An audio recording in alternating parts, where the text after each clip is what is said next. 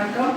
கள்ளக்குறிச்சி மாவட்டம் சின்னசேலம் ஒன்றியம் அரசு ஆதி திராவிட நல நடுநிலைப்பள்ளி நமச்சிவாயபுரம் பள்ளியில் தலைமை ஆசிரியராக பணியாற்றுகிறேன். கல்விக்கண் திறந்த அறக்கட்டளை KK அகாடமி சார்பில் நடத்தப்படும் ஆத்திச்சூடி ஒப்பித்தல் போட்டியில் எப்பள்ளியின் சார்பாக 3 மாணவிகள் பங்கு பெறுகிறார்கள்.